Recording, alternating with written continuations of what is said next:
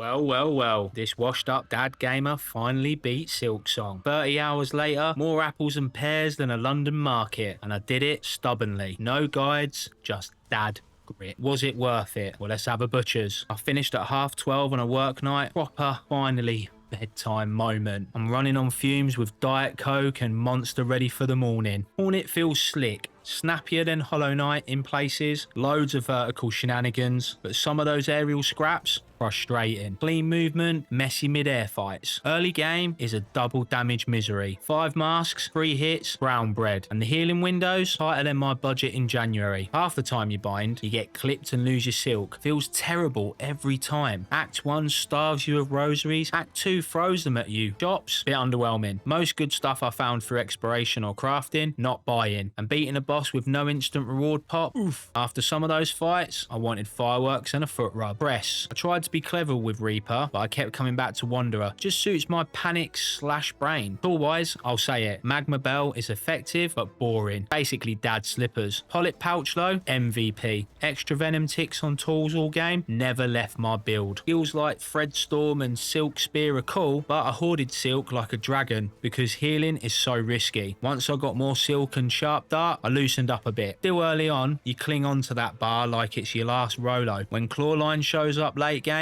chef's kiss. Harpoon in, bail out, snap back, Devil May Cry vibes. Proper flash moments. Drifter's Cloak, double tap, sometimes helpful. Sometimes I fat fingered it and launched myself into a tax bracket pain. Here's the dad truth. Silksong's hard. Harder than Hollow Knight felt to me. I never quite hit that OP phase when you steamroll for a bit. Even with 2 sharpenings on the needle, you're always one wobble away from the floor. Still, when the final boss dropped, I didn't cheer so much as exhale. Half the time, 12:30, alarm set, and I'm there whispering, finally. It was more backbreaking than the times I bend over the dishwasher, and I made more mistakes than milk spills from the kids' bottles. But the feeling at the end, closest I've had to beating Ocarina of Time as a kid. Been a while since a game did that. Story-wise, I didn't connect as deeply as Hollow Knight. Maybe it's the prequel problem. You know, Hornet ends up elsewhere, so the ending felt a bit abrupt. Beautifully animated, polished to the nines, but emotionally, a little less sticky. Was the 7-year wait justified? The polish screams yes. Animation, areas, the cutting edge painting everywhere, but pure game feel, sometimes it's like finishing a 20k when you thought you signed up for 5k. Proud you did it, but you're blowing out your backside. My dad verdict? Silksong is brilliant and brutal. It doesn't always respect your time, but it demands your attention. If you've got half an evening after bedtime routines and dishes, there's magic here. Just expect a few grey hairs and a lot of deep breaths. Tell me your build MVPs. Mine was Polyp Pouch by a mile. If you've got a tool that made you feel OP, drop it in the comments so this knackered Essex gamer can nick it for the Act 3. This video was sponsored by absolutely nobody and recorded well past my bedtime. If you've got the energy, there's another rant waiting for you. Peace.